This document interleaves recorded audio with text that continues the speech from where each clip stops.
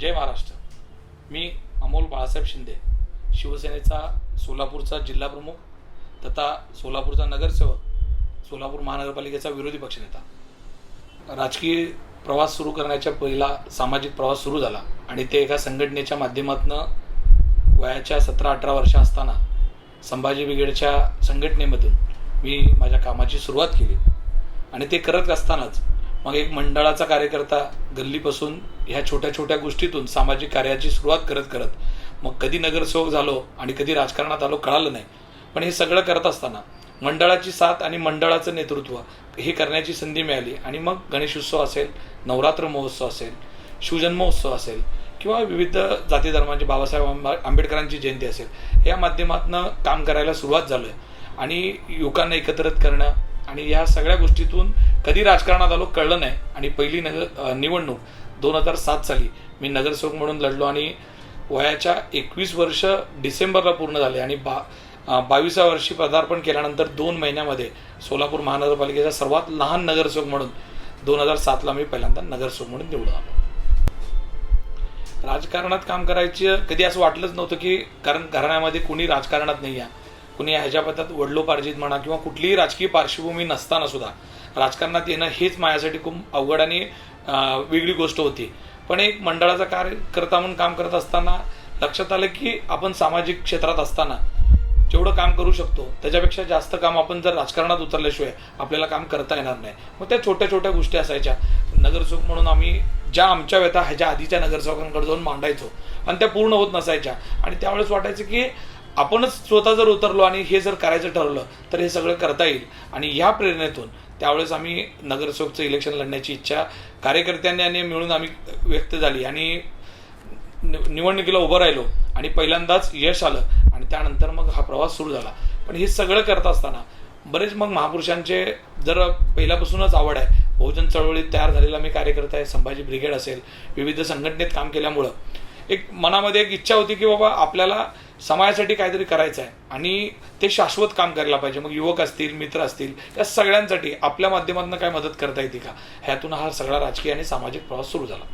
असं एक मोठं उदाहरण आहे की साहेबांनी माझ्या जवळच्या माणसाला खूप मोठी सामाजिक मदत केली होती. खऱ्या अर्थानं त्या माणसाला उभं करण्यामध्ये शिंदे साहेबांचा खूप मोठा वाटा होता. आणि मला असं वाटायचं की अशा नेतृत्वाबरोबर आपण काम केलं पाहिजे. आणि म्हणून पूर्वी मी काँग्रेसमध्ये असताना सुद्धा परत मी 2017चं इलेक्शन हे शिवसेनेत लढवण्याचं ठरवलं, ते फक्त आदरणीय एकनाथजी शिंदे साहेबांमुळं. म्हणजे तसं कारणच तसं होतं की साहेबांनी ज्या पद्धतीची मदत सोलापूर शहरातल्या एका राजकीय आणि सामाजिक कार्यकर्त्याला माझ्या समोर केली होती, ती डोळ्यासमोर असल्यामुळं मी साहेबांवर प्रेरित झालो आणि साहेबांबरोबर काम करण्याची मी निर्णय घेतला. काँग्रेसबरोबर मी 2 टर्म नगरसेवक असताना सुद्धा मला काँग्रेस सोडावी लागली. वास्तविक स्थानिक नेतृत्वामध्ये आणि माझ्यामध्ये होत असलेले मतभेद आणि जाणून बुजून होत असलेली माझी कुचंबणा, म्हणजे माझ्यावर होत असलेला अन्याय, हा मला लक्षात आलं की मी काँग्रेसबरोबर राहिलो तर येणाऱ्या काळामध्ये मला ह्याच्यापेक्षाही जास्त दाबलं जाईल. कारण मी ज्या पद्धतीनं समाजामध्ये काम करायचो, ज्या पद्धतीनं लोकांमध्ये जायचो, ते माझ्या नेतृत्वालाच खपत नव्हतं त्यावेळेसच्या काँग्रेसच्या. आणि एकीकडे असं नेतृत्व मला दिसलं की आदरणीय एकनाथजी शिंदे साहेब जे काम करणाऱ्याला ताकद देऊ शकतात आणि इथं काम करणाऱ्याला दाबलं जात होतं. या दोन्ही ह्याच्यामध्ये मी एकनाथजी शिंदे साहेबांबरोबर शिवसेनेत जाण्याचा निर्णय त्यावेळेस घेतला. त्यावेळेसचे पक्षप्रमुख उद्धव साहेबांबरोबरच आमचा प्रवेश झाला. आणि तो प्रवेश करताना राहुल शेवाळे साहेब हे सोलापूरचे संपर्क प्रमुख होते आणि त्यांच्या माध्यमातून मी शिवसेनेत प्रवेश केला. 2017मध्ये शिवसेनेत आल्यानंतर दोन्ही नेतृत्वावर काम करायला संधी मिळाली. आता सध्याचे राज्याचे मुख्यमंत्री एकनाथजी शिंदे साहेब आणि यापूर्वीचे मुख्यमंत्री पक्षप्रमुख उद्धवसाहेब ठाकरे यांच्या दोघांबरोबरही मी शिवसेनेत आल्यावर काम करायला सुरुवात केली. पण दोघांमध्ये जमीन आसमानचा फरक आहे. म्हणून तर ज्यावेळेस दोघांमध्ये एकाला चॉईस करायची वेळ आली तेव्हा मी शिंदे साहेबांना चॉईस केलं किंवा शिंदे साहेबांबरोबर विश्वास ठेवून मी त्यांच्यासोबत जायचं ठरवलं. ह्याचं कारणच तितकं सक्षम आहे. कारण मी शिवसेनेत आलो काँग्रेसमधून आणि आल्यानंतर ज्या पद्धतीची बाहेरून येणाऱ्या कार्यकर्त्याची जपवणूक असली, त्याचा मान सन्मान असणं, हे आम्हाला कधीही मातोश्रीवर मिळालं नाही. उलट मातोश्रीवर मी तुम्हाला खूप मोठं उदाहरण सांगतो. 2019चं ज्यावेळेसचं जे इलेक्शन झालं आमदारकीचं, त्यावेळेस मी 18 नगरसेवक आम्ही शिवसेनेचे मातोश्रीवर गेलो. मातोश्रीवर आम्ही एक दिवसभर थांबून सांगत होतो की आम्ही शिवसेनेचे पक्षाचे 18 नगरसेवक आहोत. आम्हाला आमची व्यथा मांडण्याकरता आदरणीय मुख्यमंत्री साहेबांनी म्हणजे पक्षप्रमुखांनी भेट द्यावी. पण त्यावेळेस आमची भेट झाली नाही. आणि आम्हाला कुठली भेट झाली नाही, मदत झाली नाही. उलट आम्ही ठाणे गाठल्यानंतर त्या सगळ्यांचा पाहुणचार करून आमचं सगळ्यांचं म्हणणं ऐकून घेतलं आणि त्यावेळेस ज्या आमच्या शहरामधल्या पक्षाच्या अडचणी होत्या त्या दूर करून त्यावेळेस तत्कालीन साहेबांनी मदत केली. म्हणून खूप साहेबांबद्दलचे किस्से सांगता येतील, साहेबांनी केलेल्या मदती सांगता येतील की एकनाथजी शिंदे साहेब आणि उद्धव साहेबात खूप फरक काय आहे. त्याची लाखो उदाहरण लोक जर सांगत असतात, पण मला अनुभवलेले बरेचसे उदाहरण आहेत. वयाच्या 22व्या वर्षी पहिल्यांदा नगरसेवक झाल्यानंतर लोकांकडनं खूप अपेक्षा होत्या. त्यावेळेस काय कळत नव्हतं राजकारण काय असते, सामाजिक काय, सभागृहात कसं बोललं पाहिजे. पण त्यावेळेस करण्याची खूप जिद्द होती आणि त्या जिद्दीने बरेचसे असे विषय घ्यायचो की ज्याच्यामध्ये कुणाचंही लक्ष नाही, असे विषय आम्ही समाजामधनं घेऊन लोकांसमोर महापालिकेच्या माध्यमातून जायचो, लोकांपर्यंत जायचो. असे बरेचशा विषयाला हात घातल्यानंतर त्याला यश आणण्यापर्यंत त्याचा पाठपुरावा केला गेला. असे बरेचसे कामं माझ्या हातून होऊ शकले. खास करून कोविडच्या काळामध्ये मी त्यावेळेस विरोधी पक्षनेता होतो आणि विरोधी पक्षनेता म्हणून काम करत असताना सोलापूर महापालिकेमध्ये एक महापौरांच्या बराबरीनं तितकापेक्षा किंबहुना त्यांच्यापेक्षा जास्त जनतेमध्ये मिसळून वेळ देऊन लोकांना रिलीफ देण्यासाठी, लोकांना त्याच्यामध्ये आपण काय मदत करू शकतो हे काम करण्याचं तर काम झालंच. पण माझ्या कारकिर्दीमध्ये बरेचसे सभागृह आम्ही ह्या भागामध्ये बांधले. आज तुम्ही बघितलं असेल शहराचा मध्यवर्ती भाग आहे. सोलापूर शहराचं जे मध्यवर्ती भाग असलेलं जे सोलापूर शहर आहे त्याच्यामध्ये मी निवडून येत असल्यामुळं सर्व जाती धर्माची लोक या भागामध्ये राहतात. महत्त्वाची बाजारपेठा या इथं आहेत आणि मुख्य रस्ते ह्या शहराचे माझ्या वार्डात असल्यामुळं इथं बऱ्याचशा समस्या होत्या आणि त्या समस्या म्हणजे इथं पूर्वीचा काळ असलेल्या ड्रेनेज लाईन होत्या, त्या सगळ्या 100% बदलून नव्याने रस्ते असतील, मग ड्रेनेज लाईन असतील, मग करोडो रुपयाचा निधी मग महापालिकेच्या माध्यमात असेल, राज्य सरकारच्या माध्यमातून असेल किंवा विविध योजनेमध्ये आपला वार्ड कसा बसेल ह्याच्यावर प्रामुख्याने लक्ष देऊन या सगळ्या गोष्टी केल्या. आणि आता मुख्यमंत्री साहेबांबरोबर असल्यामुळं एक आनंदाची गोष्ट अशी आहे की ज्या पण आम्ही काही गोष्टी लोकांपर्यंत अडचणीच्या आहेत त्या डायरेक्ट सीएम साहेबांशी पक्षप्रमुख म्हणून आमचे एकनाथजी शिंदे साहेबांच्या मांडल्यानंतर त्याच्यावर लगेचच फॉलोअप होतो, त्याच्यावर लगेचच निर्णय होतो आणि त्या गोष्टी सोडवणूक करण्याकरता तात्काळ मदत होते. हा खूप मोठा आनंद आहे आणि तो आम्हाला मिळतो.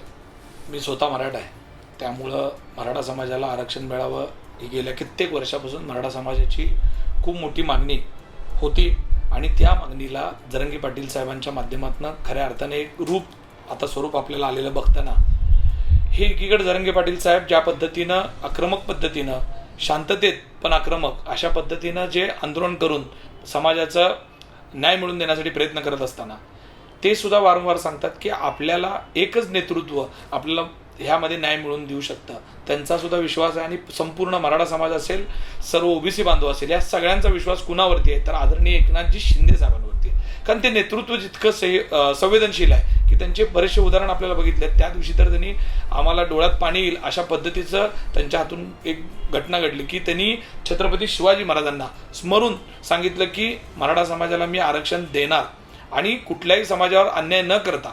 ही जी गोष्ट होती खऱ्या अर्थानं त्या सभेमधलं सगळ्यात महत्त्वाची गोष्ट साहेबांनी ती बोलून दाखवली आणि नजीकच्या काळामध्ये मला विश्वास आहे की ज्या पद्धतीनं साहेब बोलतात त्या पद्धतीनं साहेब करतात. हा त्यांचा आत्तापर्यंतचा अनुभव आहे. साहेब कधीच जे घडत नाही अशा मोठ्या मोठ्या गोष्टी बोलणार नाहीत. आता म्हणजे जमिनीवर राहून खऱ्या अर्थानं काम केलेला कार्यकर्ता असल्यामुळं मराठा समाजाला त्यांच्याबद्दल खूप आशा आहेत आणि नक्की विश्वास सुद्धा आहे की एकनाथजी शिंदे साहेबच आपल्याला न्याय देऊ शकतात आणि जरंगे पाटलांची मागणी पूर्ण करू शकतात. आता मागणी आणि सरकार ह्यामधल्या ज्या काही गोष्टी असणार आहेत त्या खूप वेगळ्या आहेत की सरकार म्हणून आत्ता जरंगे पाटील ज्या मागणी करतात त्या सगळ्या सुटतील का किंवा कशा पद्धतीनं सोडवणूक होईल हा सगळ्या गोष्टी टेक्निकल आहेत. त्या पद्धतीत कोर्टामध्ये काय केसेस आहेत, पण मला विश्वास आहे की मराठा समाजाचं समाधान होईल. ओबीसी असतील, इतर बांधवांवर कुठलाही अन्याय न करता अशा पद्धतीचं न्याय आदरणीय एकनाथजी शिंदे साहेबांकडनं मराठा समाजाला मिळेल एवढा मला विश्वास आहे. शिंदे साहेबांचं सरकार म्हणजे सर्वसामान्यांचं आणि कुणालाही सहज त्या सरकारापर्यंत पोहोचू शकू असं सहज आणि सोपं सरकार म्हटलं तर त्याला कुठलाही शब्द नाही. म्हणजे बरेचदा म्हणतात साहेब सुद्धा आणि लोकांनी नुसतं नेत्यांनी म्हणून होत नसतंय की हे कामगारांचं सरकार आहे, शेतकऱ्यांचं सरकार आहे. हे शेतकऱ्यांना, कामगारांना, सर्वसामान्य माणसाला असं वाटलं पाहिजे की हे आमचं सरकार आहे. आणि ही या सरकारची खासियत आहे की आज तुम्ही बघत असाल की मी जिल्हा प्रमुख म्हणून काम करत असताना सर्वसामान्य शेतकरी येतात, बांधव येतात, रिक्षावाला येतो की मला शिंदे साहेबांचा नंबर पाहिजे, मला शिंदे साहेबांपाशी माझी हे पत्र पोचवायचं आहे. का असं वाटतं की त्यांना विश्वास वाटते की हा माणूस भेटू शकतो, हा माणूस मी जेव्हा त्यांच्यापर्यंत जाईल तर माझं काम मार्गी लावू शकतो, त्यांना मला न्याय मिळवून देऊ शकतो. हा इतक्या दिवसचा आत्तापर्यंतचा प्रवास काढला तर कधी असं वाटलं का कोणाला की एका नेत्याबद्दल की सर्वसामान्याला मुख्यमंत्र्यांना सहज भेटता येईल, सर्वसामान्याबद्दल मुख्यमंत्र्यांची एवढी अटॅचमेंट होईल, असं कधी नव्हतं. ह्याच्या आधी म्हणजे मी कधीच ह्या आधीच्याच मुख्यमंत्री नाही, ह्याच्या आधी जेवढे मुख्यमंत्री घडले त्यांच्याही बाबतीत कधीच एवढी विश्वासार्हता लोकांमध्ये कधी जमली नाही. मी बरेचदा चर्चेत सुद्धा सांगत असतो की ज्या पद्धतीनं आपण ग्रामपंचायतमध्ये सरपंचांचे इलेक्शन संपूर्ण गावातून घेतले, काही नगरपालिकांचे इलेक्शन, नगराध्यक्षाचे इलेक्शन पूर्ण गावातून नगराध्यक्ष निवडला, नगरसेवकातून नाही. काय असं ऐकत होतो की आम्ही महापौर सुद्धा जनतेतून निवडला जाईल. जर महाराष्ट्राची मुख्यमंत्री निवडण्याची वेळ जनतेतून आली तर सर्वाधिक मतांना निवडून येऊ शकतील, मग कुठल्याही पक्षाचे उमेदवार त्यांच्या समोर असू द्या. कारण मुख्यमंत्री म्हणून ज्या पद्धतीनं लोकांचा विश्वास मिळवला पाहिजे तो सगळा विश्वास साहेबांनी मिळवलाय. त्याच्या पुढे जाऊन लोकांना आपला माणूस म्हणून वाटण्याचं त्यांनी जे काम करून दाखवलंय, त्यामुळं सगळ्यात ग्रेट मुख्यमंत्री म्हणून ते काम करतायत. लोक म्हणत असतील की तुम्ही पक्षाचे पदाधिकारी आहेत म्हणून असं बोलताय, तुम्ही जवळ येऊन साहेबांना बघा तरी बघा, मग कळेल साहेबात आणि इतर नेत्यात. म्हणजे तुम्ही माझाही प्रवास वेगवेगळ्या पक्षातून झाला, पण जेव्हा ह्या माणसाबरोबर काम करण्याची संधी मिळाल्यानंतर, ह्याच्या जवळ गेल्यानंतर साहेबांच्या, की हे नेतृत्वच वेगळं आहे. मी खास करून सांगतो, मी ज्या चेअरवर आज बसलोय, ज्या सोफ्यावर बसून बोलतोय, या इथं राज्याचे मुख्यमंत्री आदरणीय एकनाथभाई शिंदे हे स्वतः आले.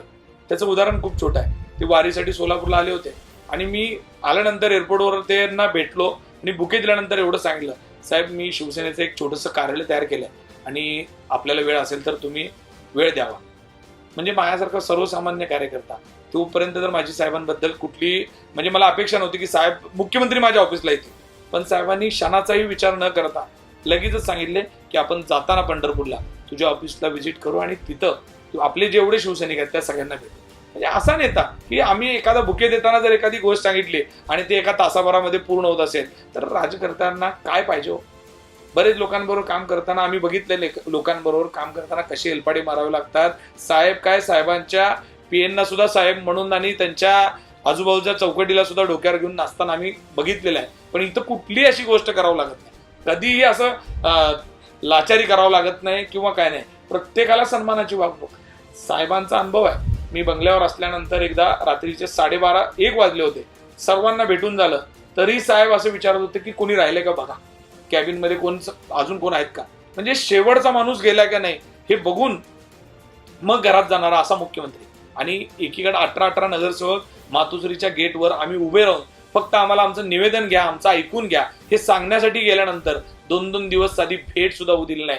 ते निवेदन तुम्ही शिवसेना भवनला देऊन जावा असं आम्हाला आतून ऐकायला आलं. म्हणजे हा इतका विरोधाभास या दोन नेत्यांमध्ये आम्हाला बघायला मिळाल्यामुळं मी धन्यता मानतो की मला अशा नेत्यांबरोबर काम करायला मिळालं आणि आज मी त्यांच्यासोबत काम करतोय आणि संपूर्ण महाराष्ट्र त्यांच्याकडनं खूप अपेक्षेनं बघत असताना त्या सगळ्या कसोटीवर साहेब आज सुरुवातीला असं वाटलं होतं की हे एवढं मोठं पद साहेबांना झेपेल का नाही किंवा कशा पद्धतीनं, पण जसे जसे दिवस चाललेत तसं तसे या मुख्यमंत्री पदाचे साहेबांचे वेगवेगळे कामाचे पैलू लोकांना दिसायला लागलेले आहेत आणि ते लोकांना ऍक्सेप्ट व्हायला लागलेत. मग खूप मोठी उदाहरण तुम्हाला ह्याच्या आधी सुद्धा बरेच जणांनी दिले असतील, पण मी सोलापूरच्याच बाबतीतले उदाहरण देतो की सोलापूरमधले 4 युवक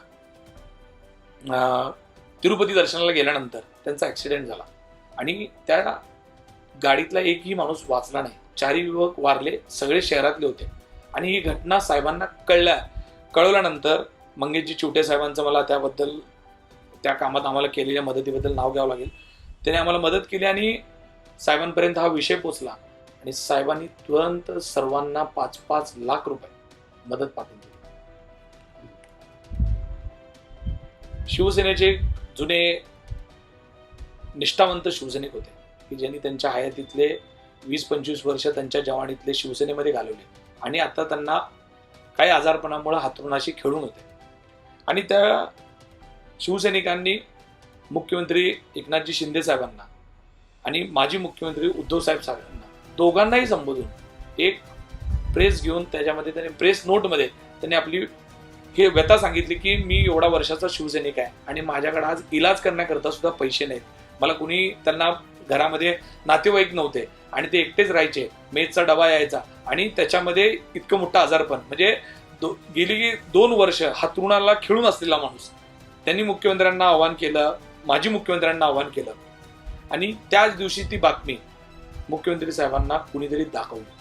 म्हणजे सोलापूरच्याही शिवसैनिकांना आमच्या नजरेस यायच्या आधी ती बातमी राज्याच्या मुख्यमंत्र्यांना कुणीतरी दाखवली आणि राज्याच्या मुख्यमंत्र्यांचा मला रात्री 11:30-12 वाजता फोन आला की अमोल, अशा अशा शिवसैनिकांची गोष्ट मला कानी आली आहे आणि तू तिथं तात्काळ जा आणि मला काय वस्तुस्थिती आहे ते सांग. मी रात्रीच्या 12:30 वाजता त्या माणसाच्या घरी गेलो आणि परिस्थिती बघितली. प्रचंड हालाकीची परिस्थिती होती. त्या माणसाला बेडवरनं उठता येत नव्हतं. मी त्यांना विचारलं की तुम्ही मुख्यमंत्री साहेबांकडे आव्हान केलं होतं का.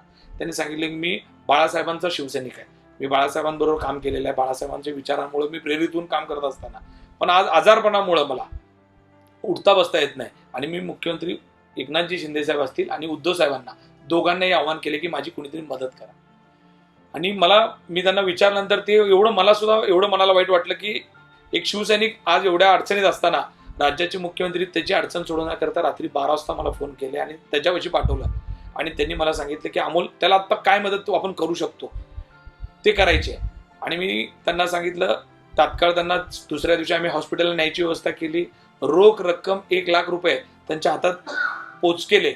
पण एवढं झाल्यानंतर मी त्यांना बोललो की आता काका तुम्हाला बरं वाटतंय का. आणि त्यांनी सांगितलं की मला मुख्यमंत्र्यांशी बोलायचं आहे कारण मला एवढ्या अडचणीत साहेबांनी मदत केली. आणि मी सीएम साहेबांच्या फोनवर कॉल केला. मला कधीच वाटलं नाही की सीएम साहेब फोन उचलतील. म्हणजे काय साधा कार्यकर्ता आहे, कोण मुख्यमंत्र्यांना फोन करू शकत नाही हो. पण आम्ही त्या दिवशी 12:30 वाजता फोन केला तर राज्याचे मुख्यमंत्री माझ्याशी बोलले आणि मला म्हणले व्हिडिओ कॉल कर, मला त्यांना बोलायचं आहे फोनवर. आणि राज्याचे मुख्यमंत्री 12:30-1 वाजता शिवसैनिकांशी फोनवर बोलतात, त्याची व्यथा ऐकून घेतात आणि तेवढंच नाही तर त्याच्या पुढे त्याला रोख रक्कम दिल्यानंतर सुद्धा साहेबांनी एक सांगितलं की ह्याच्या पुढचे सुद्धा सगळे उपचार तुमचे शिवसेनेच्या माध्यमातून आपल्या पद्धतीनं आपण करू. तुम्ही ज्या दवाखान्यात ऍडमिट व्हायचंय वा कुठल्या आर्थिक गोष्टीची चिंता करू नका. हा विश्वास राज्याच्या मुख्यमंत्र्यांनी दिला. ह्याच्यापेक्षा काय पाहिजे. आणि त्याच्यामुळं आम्ही जेव्हा काम करतो तेव्हा आमचं बी मनोबल डबल होत आहे की असा माणूस आपल्यासोबत असेल तर काम करायला सुद्धा उत्साह वाढते. म्हणजे बरेचदा बोललं जातंय सरदार कसा असतंय त्याच्यावर त्याची सेना असते. जर आमचा सरदार, आमचा सेनापतीच इतका स्ट्रॉंग आहे तर आमची सेना पण तेवढी स्ट्रॉंग असणार आहे, हा मला विश्वास आहे. हिंदुत्व कोण सोडलं संपूर्ण महाराष्ट्रालाच नाही तर आता पूर्ण भारताला माहीत झालेलं आहे. कारण ज्या दिवशी सोनिया गांधी आणि पवार साहेबांचे हात उद्धव साहेबांनी धरले त्याच दिवशी त्यांचं खऱ्या अर्थानं हिंदुत्व त्यांनी गुंडाळून ठेवलं. पण मी धर्मवीर दिघे साहेबांचा मानणारा, त्यांचा विचार मानणारा कार्यकर्ता आहे. खऱ्या अर्थानं धर्मवीर दिघे साहेब ज्या पद्धतीचं हिंदुत्व मान्य करायचे, हिंदुत्व म्हणजे काय नुसतं जाती धर्माचा द्वेष करणं म्हणून नाही तर सर्वसामान्य जी आपली माणसं आहेत त्यांच्यामध्ये देव समजून त्याच्यासाठी काम करणं आणि त्याच्यासाठी काम करणारा माणसातला देव ओळखणं हे खऱ्या अर्थानं हिंदुत्व आहे असं मी समजतो. आणि तो सगळा तंतोतंत आनंद दिघे साहेबांचा वारसा खऱ्या अर्थानं चालवतात कोण तर राज्याचे मुख्यमंत्री एकनाथजी शिंदे साहेब हे चालवत आहेत. आणि त्यांच्या बोलण्यातून वागण्यातून हिंदुत्व दिसतंय. एक खास करून उदाहरण सांगतो. प्रतापगडावरची जी समाधी आहे अफजल खानाची, ते कित्येक वर्षापासून म्हणजे त्याचा निकाल 2009 ह्या साली झाल्यानंतर सुद्धा स्वतः उद्धव साहेबांचे 2.5 वर्ष पूर्ण झाले त्याच्यावर कुठलाही निकालावर अंमलबजावणी झाली नाही. आणि पण जेव्हा एकनाथजी शिंदे साहेबांनी हातात कारभार घेतला आणि त्यांना लक्षात आलं का हा GR असताना सुद्धा काय लोकांना घाबरून, काय लोकांना काय म्हणतील, काय विचार होईल हा विचार डोळ्यात समोर ठेवून ती समाधी काढली जात नाही किंवा त्या समाधीवरचं अतिक्रमण काढलं जात नाही. समाधी काढणं नव्हती, समाधीवरचं जे अतिक्रमण काढायचं होतं आणि ते वरच्यावर वाढा लागलं होतं ती काढणं काळाची गरज होती आणि ती डेअरिंग कुणीही नेता करत नव्हता. आणि उद्धव साहेबांच्याही काळात ते घडलं नाही, ते फक्त आणि फक्त एकनाथजी शिंदे साहेबांच्या काळात घडलं. हेच मोठं उदाहरण आहे.